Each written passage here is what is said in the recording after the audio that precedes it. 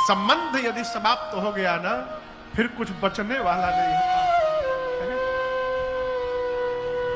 प्रयास करिए छोटा होकर जीने में। छोटे को कोई टेंशन नहीं है, कोई भी बात हो भैया जाने है? कोई बात हो चाचा जाने, बड़े लोग जाने, वरुण बाबू का टेंशन है, हो भैया जाने। भरत जी जानते हैं कि बड़े के रहते कभी घर का मालिक नहीं बनना है। गुरु जी कह रहे राजा बन जाइए, लेकिन हम आपको बतावें गुरु जी भी नहीं चाहते हैं कि भरत जी राजा बने। समाज की व्यवस्था है कि उनको बोलना पड़ रहा है कि भरत जी राजा बन जाइए। भरत जी को गुरु जी ने रास्ता दिखा दिया, सूक्ष्म रास्ता। कहते भरत जी क्यों चिंता करते हैं? वेद विदित है, लोक सम्मति है, पिता जिस पुत्र को सत्ता देता है वही पुत्र उस सत्ता का अधिकारी होता है। गुरु जी ने कहा जेहि पितु देई सो पावई टीका। पिता जिस पुत्र को सत्ता देगा वही पुत्र अधिकारी है। भरत जी सुने, सोचने लगे पिताजी मुझे नहीं देना चाहते थे, पिताजी भैया को देना चाहते थे, मेरे लिए मांगा गया है। इसका अर्थ इस सत्ता का अधिकारी मैं नहीं हूं, इस सत्ता के अधिकारी मेरे भैया हैं। गुरु जी ने फिर कहा हम तो कहते हैं अभी राजा बन जाइए, और जब राम जी 14 वर्ष बाद लौटेंगे तो सौंपे हो राज राम के आए। गुरु जी ने कहा राम जी आएंगे तो सौंप दीजिएगा।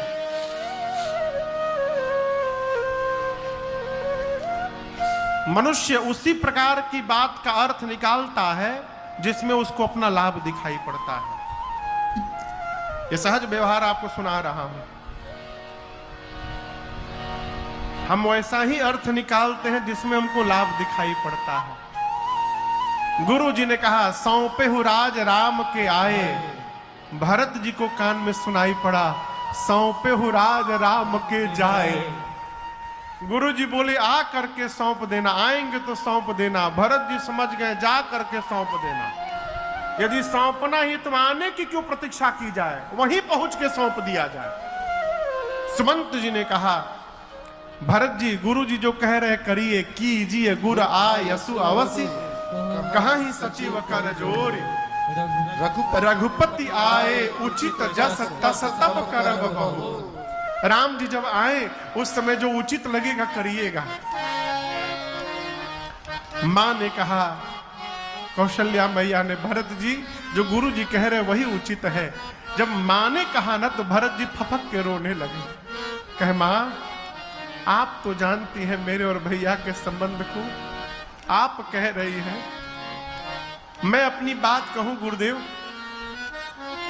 मुझे हंसी आ रही है कि पिताजी देवलोक चले गए, भैया वन में चले गए और आप लोग भरत को राजा बनाकर मेरा हित देख रहे हैं। भरत का हित राजा बनने में नहीं है, हित हमार सिय पति सेवकाई। भरत का हित राजा बनने में नहीं है, भरत का हित भैया की सेवा करने में है। भरत जी कहते हैं गुरुदेव कोई स्त्री सिर से पांव तक गहना पहन ले, यदि कपड़ा नहीं धारण करे तो वो गहना व्यर्थ लगता है। मन में यदि वैराग्य नहीं है तो ब्रह्म की चर्चा व्यर्थ लगती है। हृदय में प्रेम नहीं है तो जप तप व्रत पूजा सब व्यर्थ है। शरीर में रोग लगा हुआ है तो 56 प्रकार के व्यंजन व्यर्थ है। कितना भी सुंदर क्यों ना हो शरीर, यदि उसमें प्राण नहीं है तो वो शरीर व्यर्थ है गुरुदेव। उसी प्रकार अयोध्या में आप सब लोग हैं और यदि मेरे भैया राम नहीं है तो भरत के लिए अयोध्या व्यर्थ है। इस अयोध्या का कोई अर्थ नहीं मेरी दृष्टि में। बादी मोर सब बिनु रघुराई, रघुनाथ जी के बिना मेरा सब व्यर्थ है। गुरुदेव अभी मैं राजा नहीं बना,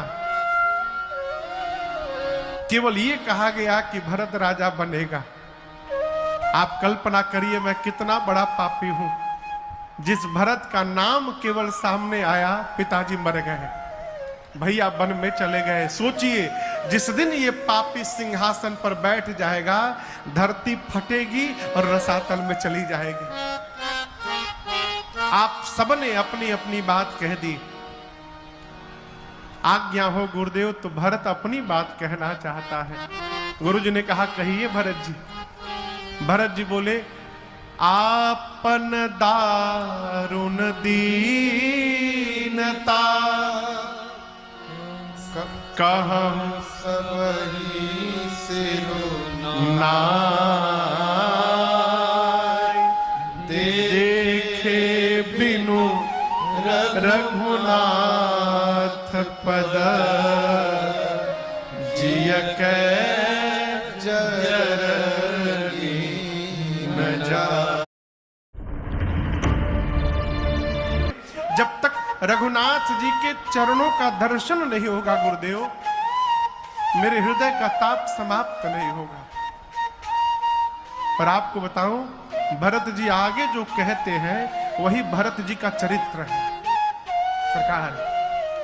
ये अर्धाली ही भरत जी का चरित्र है।